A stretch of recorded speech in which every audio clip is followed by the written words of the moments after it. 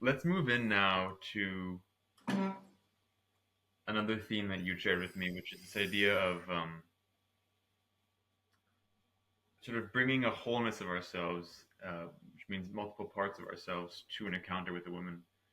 I'm thinking of a date I was on with this girl, and this is around the time when I had started to accept that I'm this guy who's growing with sort of growing on this journey towards abundance in the land of women, and come to understand, this whole dynamic a lot more.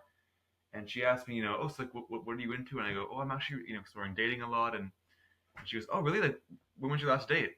And I was, at the time, it was the first date I had in a long time. And I was like, well, and I just, the reality is it was the first date I had in a long time. That I didn't want to admit that. But, I was still trying to posture. Oh, I'm this guy who's exploring this. And the reality was that I was still very, in a very, infantile stage. Um, and now in your writing, you talk about how it's not this clean and polished image that we need to portray to be successful, so to speak, with women. It's a whole plethora of hurt and cheeky energy, mischief, um, vulnerability. Yet I think a lot of guys are like me in that case, in which they want to come off as this polished, you know, guy. Um, and there really isn't a lot of talk about how messy is attractive. It's we think, oh, we need to be perfect and flawless and execute with precision. Um, could you talk a bit more about maybe twofold? On one hand, what that combination that really allows for connection looks like, and that combination Mm. of parts, and how one can go from habitually trying to show up as perfect or as flawless or as polished to being more of their real self. Yeah, I want to start off by having a lot of empathy for whatever psychological need it is that virtually all people in all cultures seem to have, which is to project an image of being the right image or being the right polished person. You can win so much in different cultures by being an embodiment of the image of our times, and the ways in which you fail to be that image of perfection can bring about so much rejection and judgment. So I think the root of why we want to give a perfect image to our dates or on our dating profile, the amount of blood, sweat, and tears that goes into making a dating profile or choosing an outfit or where you're going to go on date number 1 and 2. So let's be kind to ourselves and not expect that we're going to get over that really, really quickly. We might have lapses. And one of the clever things that I discovered on the way was I could say to a girl I was dating halfway through and just say, look, I can feel like I'm putting up the mask of the polished person right now, and I really wish I wouldn't do that. I want to share actually a deeper, a realer part of myself. And then she would say, thank you, that's actually the coolest thing that a guy has ever said. And then I'd be like, yeah, I've used that a couple of times. Even that itself is a strategy to try and look clever. And now I'm the perfect image of a more conscious version of it. So it's like a turtles all the way down thing. You try and escape like your own image making, you end up making another image. Um, but the concept that I've been inspired by lately, and I've been hashing out with Zan a bit on the podcast, is this idea of there's a very limited power to now, and there's a much greater power to bring in the past and the future into the present moment. And this helps me understand some of these concepts better. So by the time I had gone through the bloody bruising obstacle course of childhood, school, secondary school, university, and I kind of made it out into the world in my early 20s as okay, I'm now going to leave home and be someone, an independent, autonomous adult. There was so little of me left that I was actually willing to show other people, because any part of myself or my real tastes or spontaneity or humor or emotions, I was scared that I could be stamped down and judged and rejected for most of me. So the slither of who I was that I was willing to portray was so thin. And when I meet people now, um, particularly in that younger age bracket, I see a similar thing. The fear of being rejected for their authenticity is so much that there's not a lot of light left, actually. There's not a lot of variation in their behavior. And the behaviors that they will do is often a carbon copy of what other people do. Even down to fashion, right? I've got to have the same fashion everyone else has, and I'm not going to buy this. Even though I kind of like it, I'm not going to buy that and wear it because I might get teased. So you end up, people kind of conform themselves and everybody else gets conformed. And often the teenagers from about 17 through to the mid-20s it's so sad, actually, because it's when you've got the greatest amount of natural life force, but when you compress your actual expression down so thin that you don't do anything. That's why kids in this age group, I remember it too, would kind of binge drink and go out and party and take drugs and all the rest of it, because it's like, God, my level of self oppression is so deep that I just need to explode out of this. And that's at least where I grew up, why there was so much binge drinking, because we couldn't express ourselves at any other time. And then the real self, the real hopes and the griefs and the fragilities of the heart, the real animal desires, they would all come out on a Friday night, in the graveyard or behind the back of the church, or, there's always like one underground bunker of a pub that has a late night DJ or something on a Friday. And then there's throwing pints of beer and fighting in the town square. The underside of the great British culture, right? And then other adults often say things like life begins at 40, because when I hit 40, that was the time that I naturally stopped giving so much of a fuck about how others perceive me, that I would start to actually express myself to the world. But that's a long time to wait. So I'll give a couple of examples. I just painted a picture of my town where I grew up. I grew up in a small town just outside Oxford in the south of England.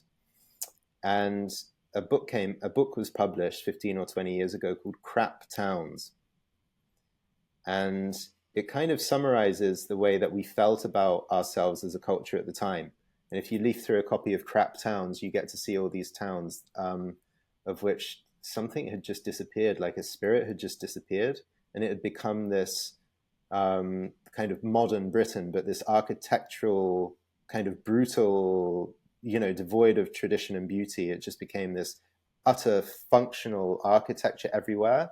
The sense of religion and community had escaped out of the town, and people didn't understand why, but they found themselves living in crap towns. It's just, where I live has got no meaning. So people would ask me where I'm from, and I would just say, yeah, I'm from this town, this crap town in England, or this small town, and God, I'm glad that I got out of there. Or I would tell people I was from Oxford. But even Oxford, I judged that for being boring for a long time, right? Like, yeah, I'm just from this boring town with not a lot going on. Anyway, where are you from, and how about you, and what's happening next, and what are your plans? So the conversation I gave in the last video, right? Where are you from? All of a sudden, I say, well, I'm from this no place, nowhere. What's next? And I deflect from who I am and all the old selves. I deflect a conversation away from my entire past, and I start having to invent something really clever to keep the present moment going. So if I have to always be in the now and improvise and ad lib and make another joke or whatever it is, God, like, there's a lot of resources that are being left behind. and I have to flex and I have to do a lot of acrobatics to keep a conversation going if I want to avoid the 20 or 30 years of my past and who I've been before. But if you want to get to know me, the, the best things you could know to understand me are the 20 or 30 years that came before us getting to know each other now. Everything, like everything that made me who I am today is in that time. So it takes some reflection to get to this. But if I am really actually honest, I don't come from a crap town and I don't come from a boring town. I come from a place that's not recognized or not talked about. But in my growing up, there were cool people in the town that I grew up, salt of the earth kind of people with an impeccable sense of humor, with incredible camaraderie and loyalty with their friends, and endless mischief. So we had boundaries, right? Boundaries of the town, legal boundaries, boundaries of what your parents would want you to do, and so on. We pushed all the boundaries. A lot of people in my town were doing boundary pushing stuff. Okay, this is not people in London pushing the boundaries of, international culture. We're in our small town, but still, the spirit there was really, really good. And the things that my friendship group embodied, I love that. Amazing, amazing things. But because I choose to not talk about my past, because I've got no good way yet of really framing it, and because I feel some itchy, angsty incompletion with who I was when I grew up, I just avoid the whole subject. But if I turn towards it and look at all of the things that happened when we were children at school, the way we tried to build our rite of passage at 17, 18, we do all these crazy things to give ourselves a vision quest. We were wild, and it was a place in time, and it was memorable. And I could go back there and make a movie of it, and people would connect. Dazed and Confused, which is Richard Linklater. He makes a film about 1970s going through the high school experience in Austin, Texas. And all these kids are basically saying, God, it sucked. The 70s suck. We so wish we were in the 60s when there was free love. Everyone's depressed, and there's this kind of miserable, nihilistic vibe taken over. The 70s suck, but they create this film, and I want to go back to the 70s, to this high school. But to realize that I went through that, and to turn towards my past and to reclaim the things I love about it now gives a conversation that I can have. And it's the same with Oxford. I grew up in Oxford, and to me, when you're a kid growing up in a town like mine, Oxford is a boring place because the university actually owns almost 50% of all the residences in the city centre, and they don't want their students going off the tracks. They close the bars and the clubs really early, so the nightlife's weak. Given the size of the town, the nightlife options are weak, comparatively speaking. So I thought it was a crap city. But now I look at it again and I think, wow, there's buildings that are 800 years old. Whole philosophical and scientific movements were birthed in buildings that I can walk into now and for £3 or £4 buy a cup of tea and sit there and be part of it. There are world level lecturers writing and creating and giving things all around me. It's just the 9 to 5. It's a phenomenal place. And let's say I meet a girl and she's like, where are you from? And I'm like, just near London or Oxford, pretty boring. Anyway, how about you? And then I start doing all this seduction stuff to try and make a connection. Well, I've just inhibited all the things that she might connect to.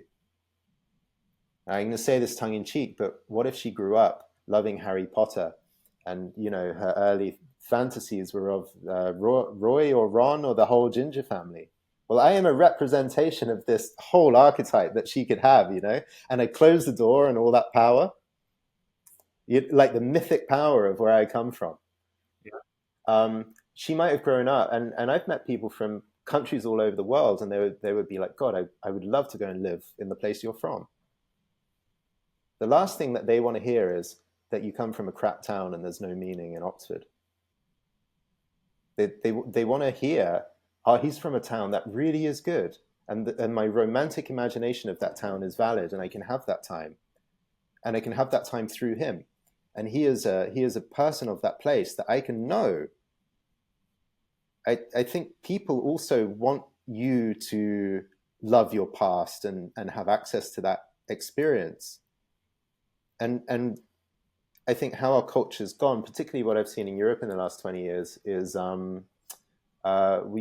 we cut a lot of our mythic sense of belonging and self. And here we are, we're working for a corporation, and we've got the right suit, and we're upwardly mobile, and we have the right values, and we're buying the right things, but we're chopping away something deep.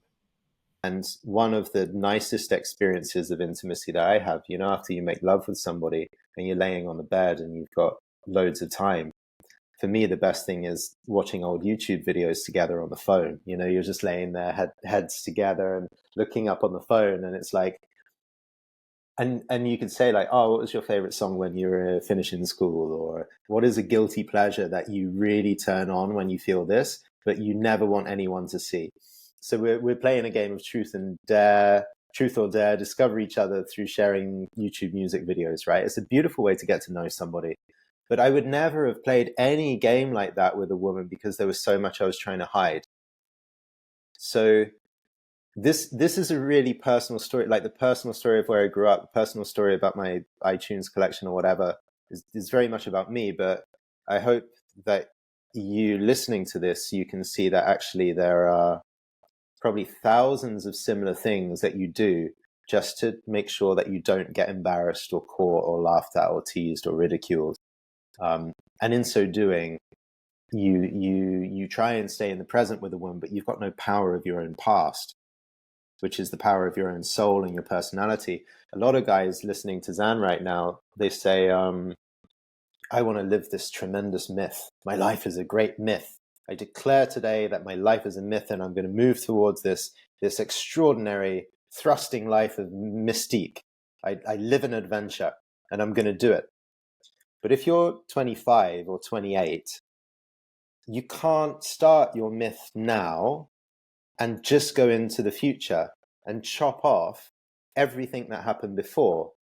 Because if you listen to any myth that has any kind of meaning or weight ever in any culture, you start with the child. How was the child conceived? What happened in the first few years of his life? Usually there was some kind of tragedy. And then the upbringing was difficult in a very particular way. And then the child had to leave home and fend for himself in the wild and try some things and fail and get himself into an even worse position. Most myths start like this, the structure of story, it kind of starts okay, there's a good moment, and then boom, there's some crashes. So if you're 25 and you're like, my life is a massive myth, but you don't include what happened from 0 to 25, your myth hasn't got any legs. It's just like standing in thin air. There's no power. And if you're 40 and you're in the middle of your life and you want to live a myth, but you're not willing to disclose the vulnerable things that happen between 0 and 40, that's half a life where you've got no story to tell. And if you're 60 and you're thinking, God, I want to live a life that has a mythical potency to it, that women feel my mystique, that I can give something to the world and it will have value, and you're 60, then you've got 3/4 almost of your life behind you. If you can't go back into that life and extract things which are genuinely beautiful, like transcendentally painful, but also beautiful, you're really lost. Right? So that there has to be a reclamation of the past. And if you can go before your birth and talk about your father, and I know your family would have come to North America from a different part of the world, and there's a story associated. I mean, like, now you're really talking about myth.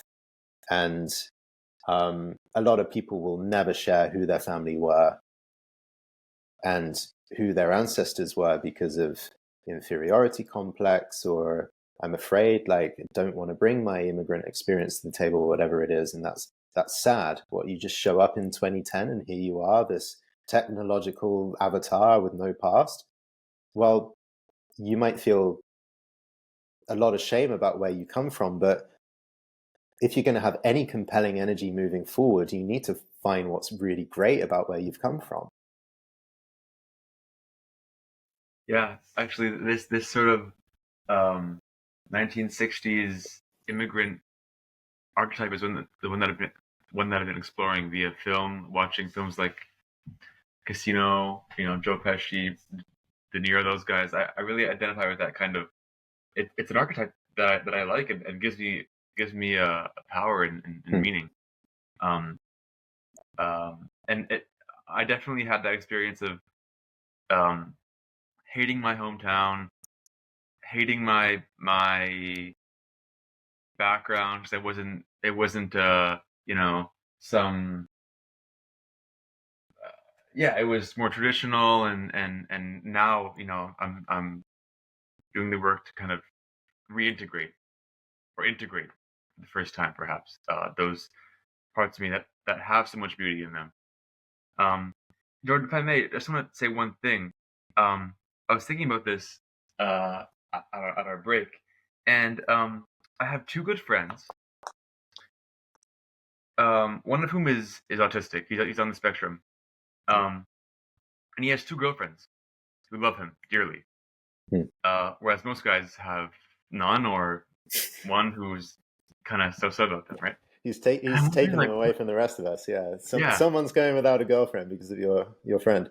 exactly. And I'm wondering, like, why, like, what is it about him? And I think, and this ties into the whole, you know, altered state of consciousness thing, that people who are neurodivergent, like my friend, have this sense of trust about them because, like, he doesn't know how to deceive. Like, his brain is wired in a way that he cannot lie, he can't deceive, he can't manipulate. It's not possible for him. And I think that quality makes girls feel so safe around him. He's so transparent, so transparent. Um, and I just wanted to say that I think that that's an embodiment of that deeper state. You know, his biological programming is such that he's kind of by default in that you can trust me state. I'm not here to play games state, right? Yeah. It sounds, I mean, to give another language, it sounds like there's a de facto sense of self-acceptance. Like Yeah, my self-acceptance is a given, and this thing that others do, which is not accept themselves and then try and hide who they really are, that just occurs to me as totally illogical that I'd never go there. right. And he might, yeah, I mean, he at times he's awkward and doesn't know how to read a room, but it's like it doesn't matter because it's, oh, that's just who he is. Oh yeah, that's him, right? Like, Yeah. and yeah, there's a real sense of trust that gets built super quickly around him. And we'll be out and he'll talk to the hottest girl because he doesn't care. Like, that's who he is. He has no sense of shame about it, no sense of. It's incredible actually to see. Yeah. Yeah, I just wanted to share that. Yeah, another friend of mine who's so he knows so much about history. He loves history and old things. He knows so much about technology and cars, and I love talk. I learn every time I talk to him about something about 1930s Europe. It's fascinating. But when it comes to women, he doesn't think that it's attractive. And I'm like, just Hmm. just be this way around women, and some of them will love you for it. I mean, there are women who love old things and historical facts and whatnot. But he doesn't see that value like I do, unfortunately. Um, but yeah, another example of just loving those parts about ourselves that that make us who we are. You know, There's a because market with for me, everything, as they say. Yeah. yeah, like with me, he has no sense of he'll share anything because it's funny and it's but around women he changes, right?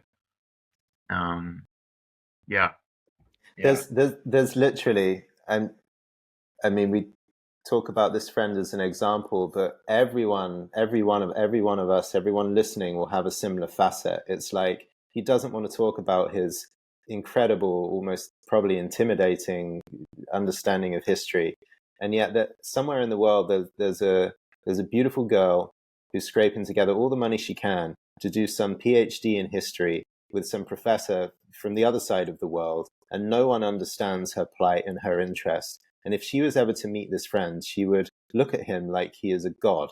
Like literally, your intelligence and everything you've ever been curious about to amass all this knowledge together, I just want to sit at your feet and listen to you for hours.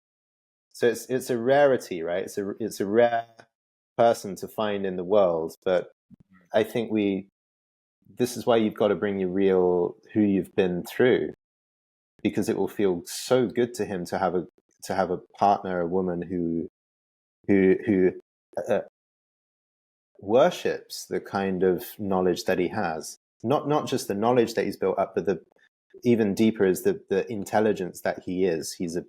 His brain has to work in a particular way. It has a particular intelligence. And when I've been seen by a woman for that, like what is my natural genius, as people call it, that's like one of the best parts of attraction or connection.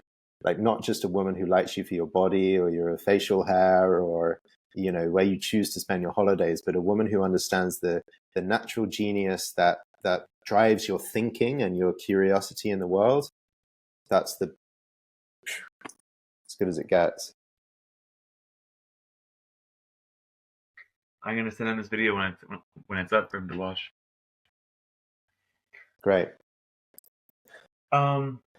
So then to pivot from this integrating of our past selves to an equally important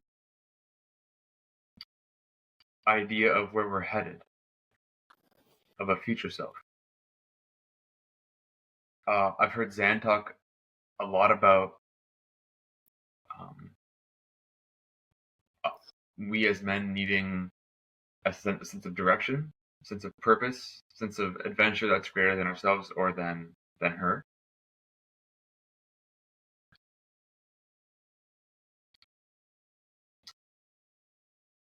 In your writing, you talk about her needing, at least if she was interested in more than just short-term fun, her wanting to know what she's signing up for.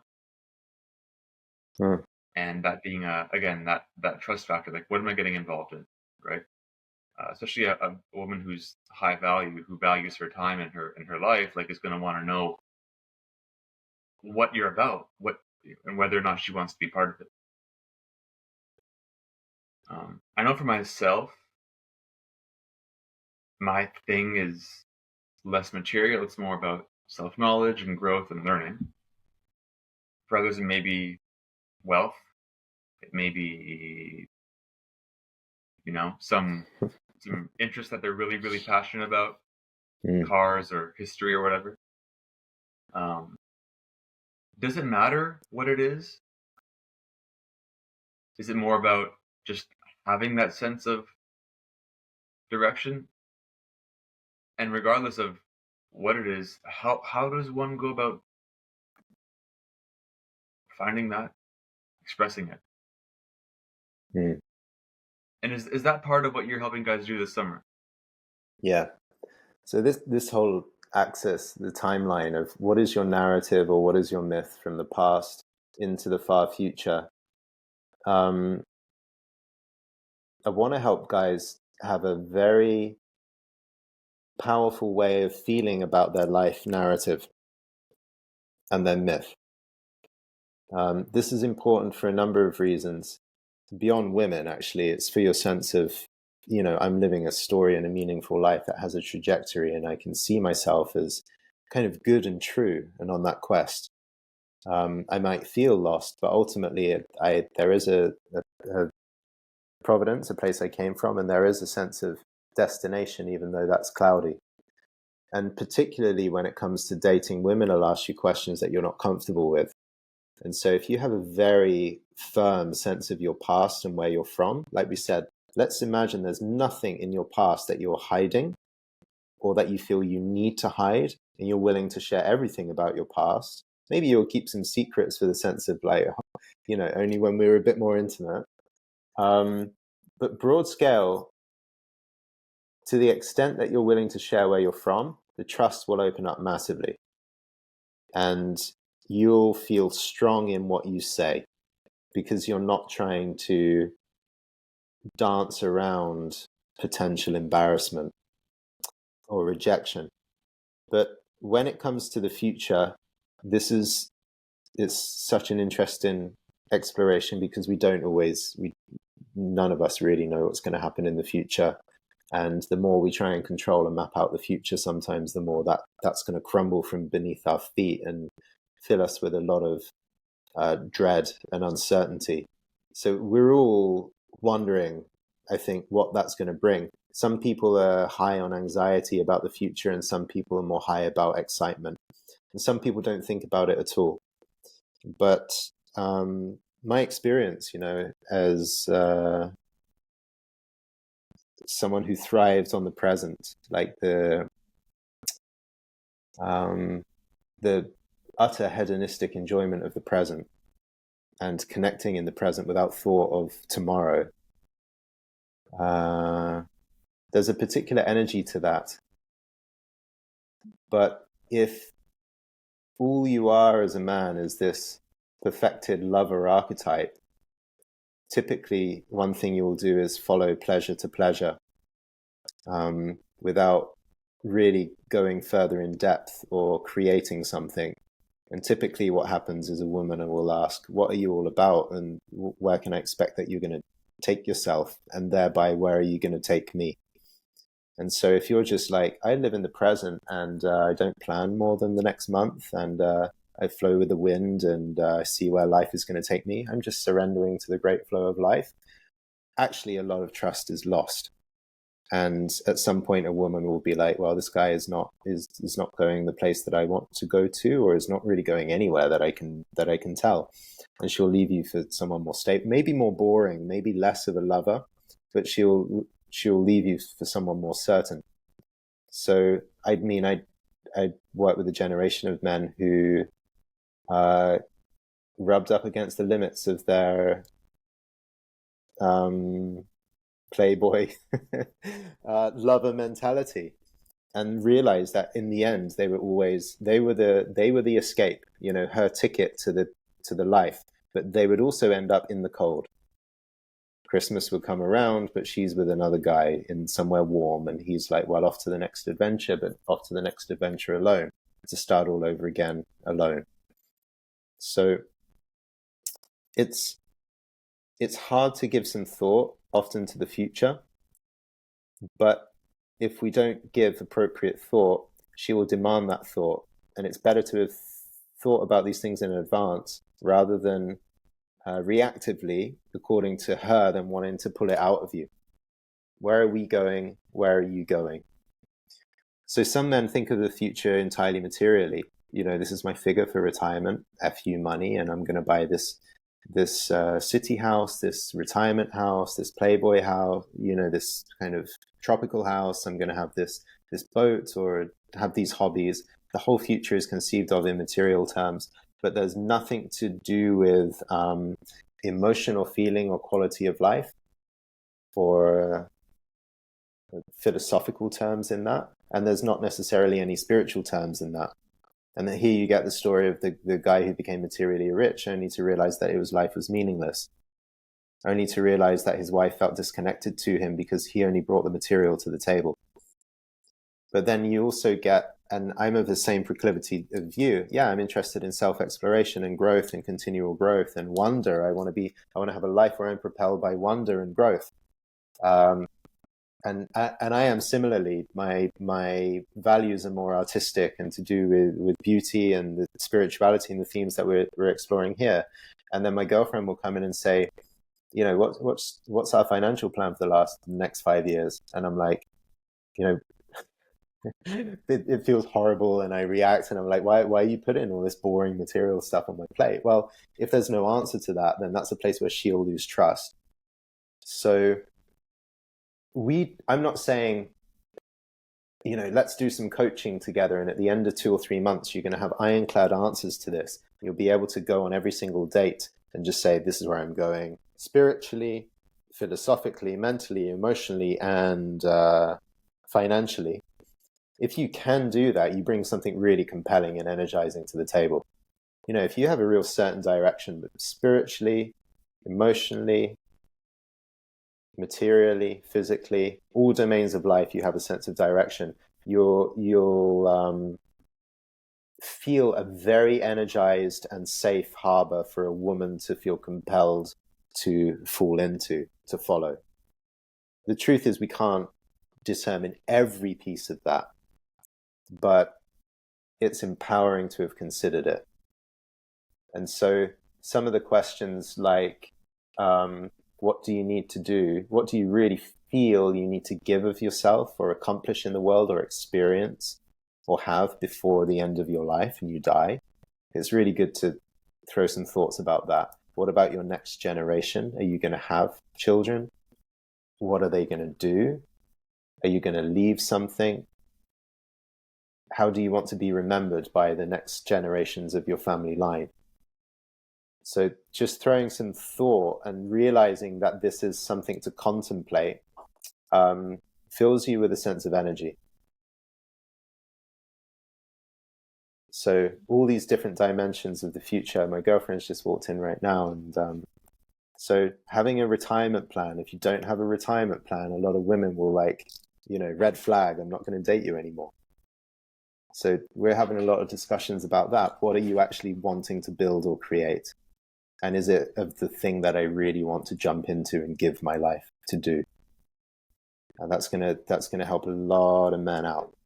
And particularly if you're thinking about marriage or you want to find a life partner, you want to have some answers to this kind of thing as best you can. So is that something that you will actively guide your participants in to doing? Yeah, it is. Okay. Okay. Yeah, yeah.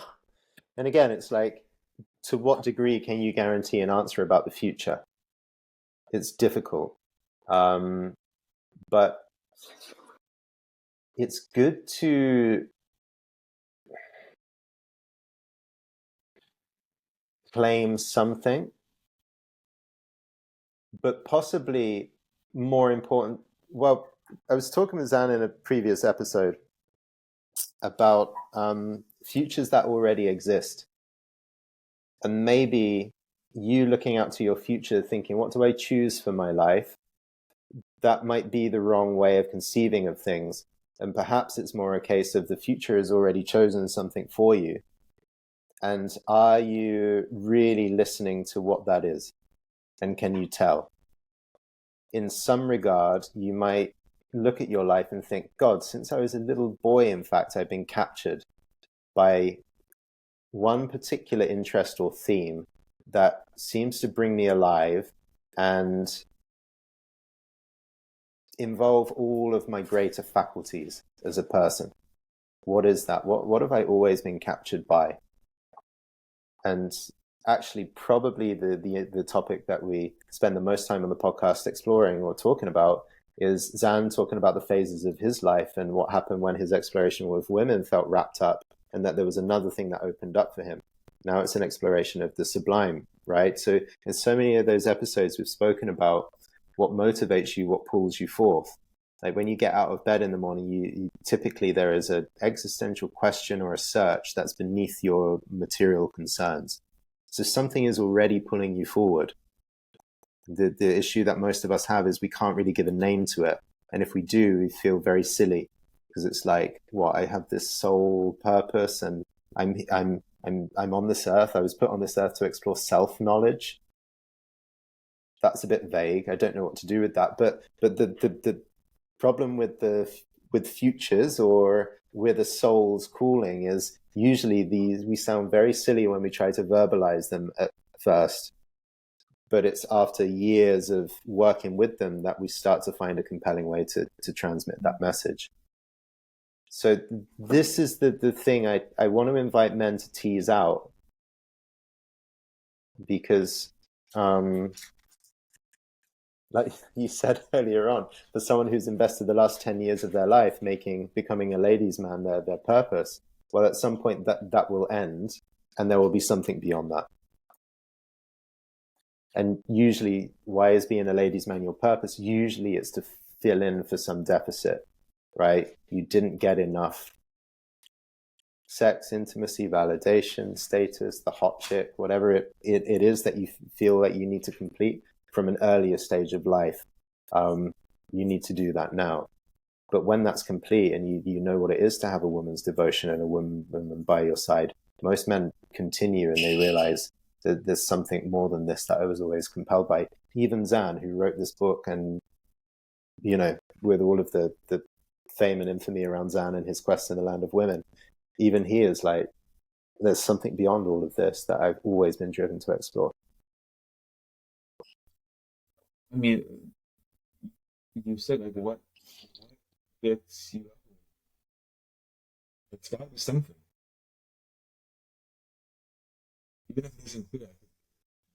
What keeps someone waking up every morning? Yeah, and ideally it's going to be something more than, yeah, they're going to repossess my home and take away my bed. So if I don't get up, it's going to be taken Well, away. ideally, I Yeah. mean, because if there wasn't a reason, why would, like, given all the suffering that is life, and why would someone continue to go on living? And maybe it sounds morbid, but unless there was a reason, right? Even like, why work a job to pay off a house? Like I think even there's probably something else, maybe some unrequited, unfulfilled longing for something in someone who, right? Or people who are on their deathbeds sometimes are scared to die because they have these desires that they never had fulfilled in life, right?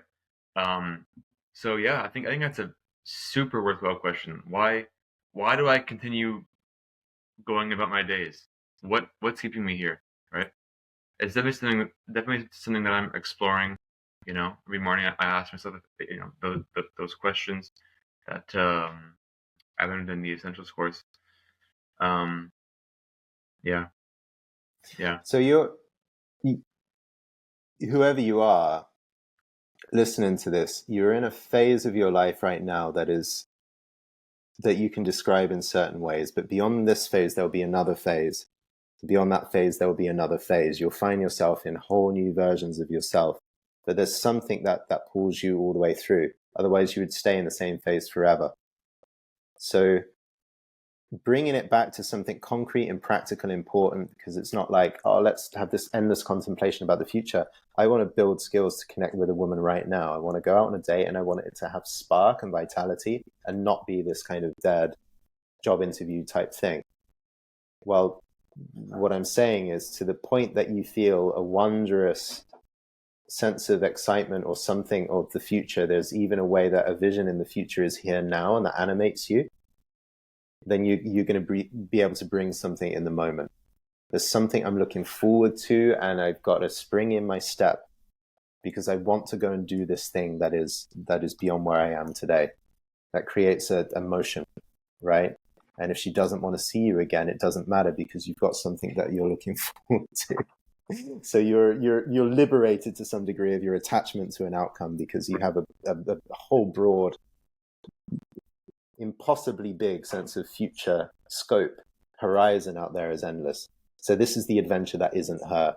And I know for sure so many of the men come through and they're like, God, the reason I need to do this program, you've given me language to see it right now. I made her the adventure. I made my ex-wife the adventure, and things got stale and she lost respect for me and I lost myself and she left. So this is what I mean by embodying the sense of future. There's not only something for you beyond the horizon, an adventure beyond her, beyond the horizon, but that sense of adventure is here right now. So if I talk about the things I want to do later this year or next year, boom, I get animated and I'm full of energy all of a sudden. We can speak for hours. And so that sense of future is what makes let's say we're going to meet for a glass of wine for 1 hour and we end up walking and talking for 7 or 8 hours. What happened to that time? How did me and her end up in this timeless bubble of inspiration? Well, our dreams of the future kind of entered into the portal of the present moment in a way, and gave us something vital to vibrate on.